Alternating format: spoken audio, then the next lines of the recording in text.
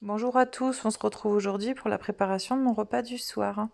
Comme vous le voyez, j'ai effectué une soupe à l'aide de mon Thermomix dans lequel j'ai mis une petite patate douce d'environ 200 grammes, un oignon jaune, 200 grammes de petits pois surgelés environ, un blanc de poireau et quelques pousses d'épinards. À quoi j'ai ajouté un bouillon de volaille ainsi que de l'eau jusqu'à peu près hauteur des légumes, un petit peu moins puisque le poireau va rendre de son eau.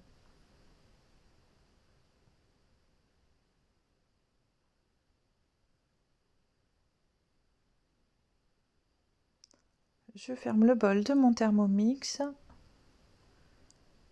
et je règle mon Thermomix 20 minutes à 100 degrés, vitesse 1. Pour mixer ma soupe, ça sera 30 secondes à vitesse 10. Et on a obtenu un super velouté, je crois que je vous ai mis une petite photo à la fin.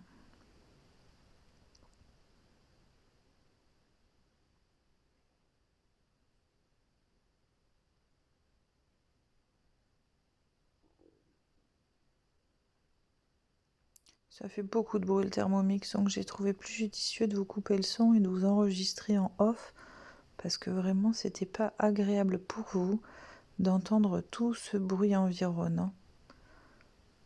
Allez, on va attaquer la préparation de la quiche épinard chèvre. Pour mon appareil à quiche, je mets un chèvre de type Billy, vous savez, donc moi c'est un Donetto, 3 œufs, du lait de soja, et j'ai oublié les épices. Ici c'est du sel, du poivre et de la noix de muscade.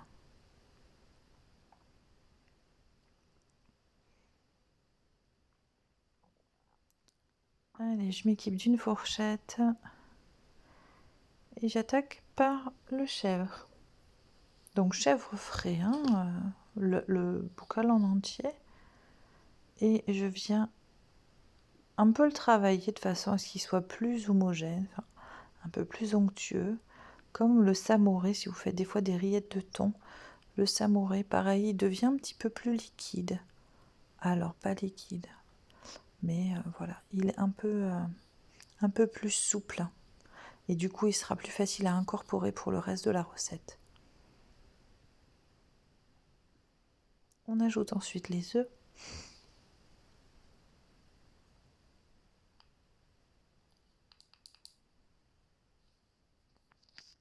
Donc 3 œufs.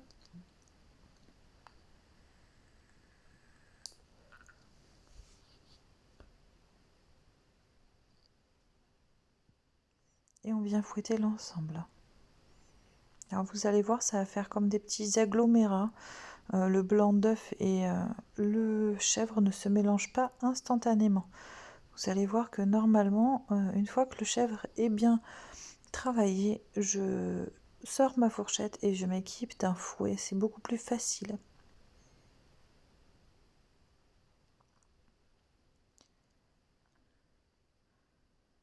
Hop. Mais avant, j'ajoute mon lait. Donc habituellement, je fais à l'œil pour me rendre compte pour vous. J'ai pris mon verre-mesure et j'ai ajouté 200 ml. Alors, sachez que le lait de soja, si vous êtes dubitatif, ça ne sent absolument pas.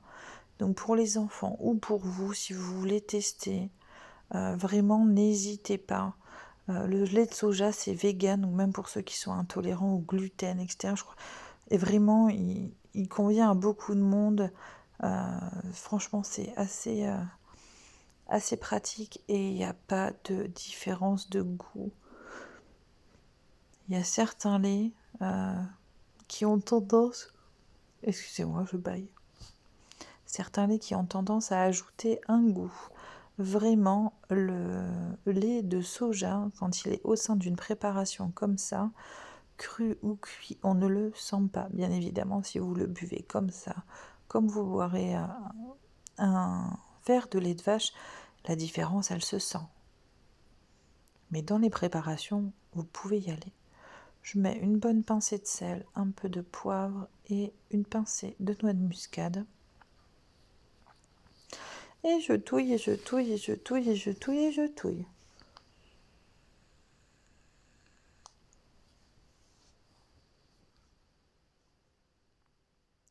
Alors, je vais aller chercher mon plat à tarte. Vous voyez, c'est ma première vidéo avec vous en cuisine. Et au final, j'avais pas préparé mon plat à tarte, rien du tout. C'est n'importe quoi. Non, c'est mes épinards que je suis allée chercher. Et alors là, hyper déçue. Habituellement, en fait, je prends mes épinards surgelés et quand quand je tombe dessus, j'en prends des frais. Mais en fait, d'habitude, je prends le sachet. Le sachet, c'est 500 grammes. Alors là, j'ai failli vous envoyer valdinguer. Le sachet, c'est 500 grammes. Et là, c'était un petit paquet de rien du tout, de 125 grammes. Donc en fait, vous allez voir, j'ai 3 épinards qui se battent en duel au fond du bocal et ça fait toujours beaucoup. Au début, dans la casserole, mon wok était plein et à la fin, il me restait 3 pauvres épinards. C'est vrai que d'habitude, j'en rajoute à plusieurs reprises, mais là, que dalle. Bon, bref, c'est pas grave. Elle était quand même très bonne. Je suis désolée les filles. Enfin les filles, les messieurs, je sais pas en fait. Je m'étais promis de pas racheter de pâte brisée, que je la referais maison. Et en fait, je sais pas si vous avez vu mon retour de course, mais en fait, je suis tellement une semaine hyper chargée que je me voyais pas le soir. Vous voyez, je suis rentrée à 18h30. La petite, elle a quand même la journée dans les pattes. Ben, j'ai pas trop envie de la faire manger à 20h. Il faut que ce soit rapide, efficace. Ouais, je me suis mis en cuisine de suite et puis voilà. Alors, ce que j'ai fait, c'est que j'ai pris du coup une pâte. Moi, je ne précuis pas ma pâte. Je l'ai juste piquée pour pas qu'elle ne gonfle à la cuisson. Vous voyez mes 3 pauvres épinards se battre en duel. Au fond, normalement, on voit même plus ma pâte brisée, tellement j'en mets.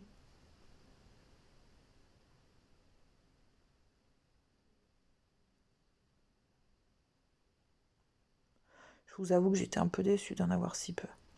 Enfin bon, c'était quand même très bon. Et je me suis dit, j'ai pas le temps de faire cuire autre chose, donc allons-y, c'est prêt, on y va. Léna s'est pas plainte quand elle a mangé. J'ajoute mon appareil au préalablement préparé. C'est pas grave, je rends les deux mélanges homogènes. Donc j'essaye de bien voilà, incorporer, d'avoir de l'appareil un peu partout. Je fais comme si je touillais, mais assez superficiellement. Et donc je vous disais, excusez-moi, je passe du coq à l'âne.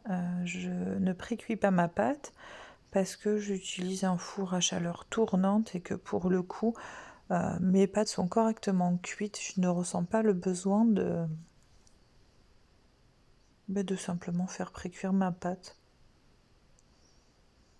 Et ça part au four à 200 degrés, environ 20 minutes. Vous pouvez voir que j'avais mis un petit peu plus en avant que d'habitude. Et voilà du coup mon repas du soir.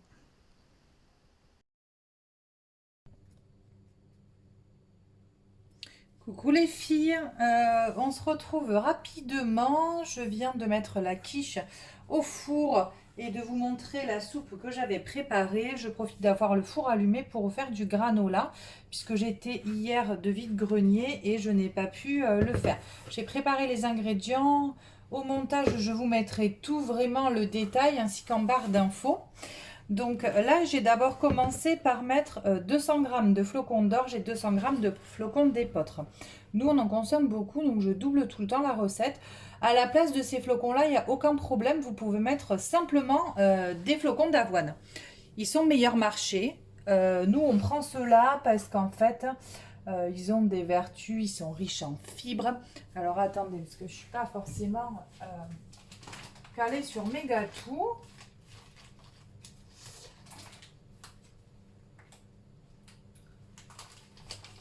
Donc j'ai attrapé mes petits paquets que j'ai équipés de mes pinces. Donc les flocons d'épeautre sont source de protéines, riches en fibres et ce sont des céréales complètes. Et les flocons d'orge, ils sont riches en source de protéines, riches en fibres et ils ont une saveur douce. Les flocons d'orge sont un tout petit peu plus caloriques, mais vous apportent un peu moins caloriques, pardon. Mais voilà, il n'y a pas... Franchement, nous, ça fait des années maintenant qu'on utilise ceux-là. On les achète sur Greenwiz comme d'habitude. Je vous mettrai les prix et les produits en barre d'infos si ça vous intéresse.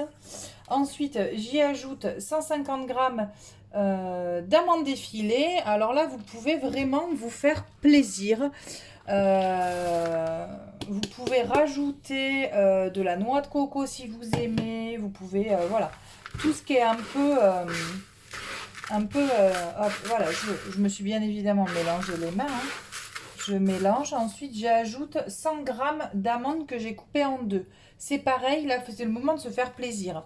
Amandes, noisettes, noix de pécan, noix de macadamia, noix, tout ce que vous aimez, allez-y. Moi, je reste classique. Hop, je mets des amandes. Si vous avez envie de chocolater votre granola, nous on le laisse nature puisqu'on rajoute après des pépites de chocolat au moment de la dégustation. Si vous avez envie d'être gourmand, c'est à ce moment-là que vous pouvez ajouter 2 cuillères à soupe. Moi, j'utilise du cacao non sucré. Ensuite, je prends deux petites pincées de fleur de sel. Et alors ça, comment vous dire que quand on tombe sur les petits cristaux de fleur de sel, c'est trop agréable.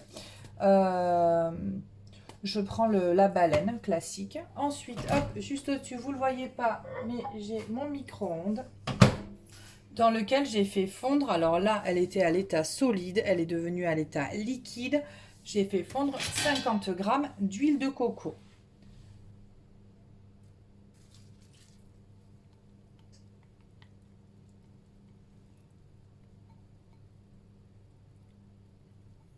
Voilà. Hop, excusez-moi, je vous passe devant. Et je me munis de ma balance de ménage.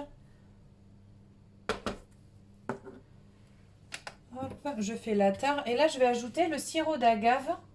Donc, vous pourrez pareil, vous pouvez mettre du miel à la place du sirop d'agave. Moi, j'utilise du sirop d'agave parce qu'il a une charge glycémique, un indice glycémique, une charge glycémique plus basse que le miel.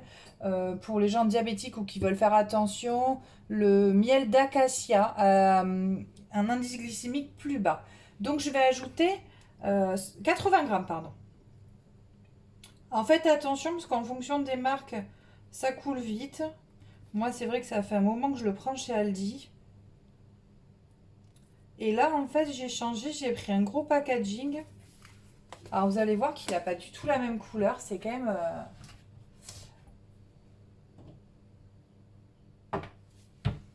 J'ai pris la marque Greenwiz. Vous avez vu la couleur par rapport à celui-ci? Vraiment rien à voir, quoi. Donc, je vous dirai quand je l'aurai utilisé. J'ai jamais été déçue des produits Greenwiz. Donc, je ne vois pas pourquoi ça changerait aujourd'hui. Et puis ensuite, reste plus qu'à mélanger tout ça. L'idée, c'est que l'huile de coco et le sirop d'agave enrobent complètement tous nos flocons. Donc, on commence par les ingrédients secs, mais ça, c'est comme beaucoup de choses en pâtisserie. Et on continue on termine par l'huile de coco et le sirop d'agave. Donc, vous allez obtenir quelque chose de vraiment qui se détache facilement. Ça ne fait pas de cratère. La magie du cratère dans le granola, c'est à la cuisson. Plus vous voulez de morceaux compacts, plus il faut que vous mettiez dans un moule petit en le mettant sur une assez grosse épaisseur. Nous, on aime les cratères, mais on ne veut pas que ça non plus. Donc, je le mets sur une plaque à plat sur environ 1 cm d'épaisseur. Et ça dépend des fours. Moi, pour ma part, ça part 6 minutes au four à 200 degrés. Au bout de 6 minutes, je touille. Pour pas que le dessus crame et que le dessous ne soit pas cuit. Je touille, je remets bien à plat. Et je remets 6 minutes à 200 degrés. Ça, c'est un peu vous, en fonction de votre four. Moi, j'aime pas quand il est trop grillé. J'aime quand c'est grillé parce que du coup on sent beaucoup plus, par exemple là dans mon cas aujourd'hui, le goût des amandes. Mais par contre, il ne faut pas non plus que ce soit cramé parce que ça sera pas bon et c'est indigeste. Voilà, je vous retrouve. C'est fini en fait. Donc là, mon four est plein, donc je vais juste me munir de ma plaque et le mettre dessus. Mais la recette est terminée, il n'y a plus que la cuisson. Donc vous voyez, pardon, excusez-moi, la langue qui fourche. Faire du granola, ça vous prend à peu près un quart d'heure. C'est hyper rapide et c'est hyper économique, vraiment. Voilà. Donc voilà ce que ça donne. Je vous retrouve après la cuisson au four tout à l'heure.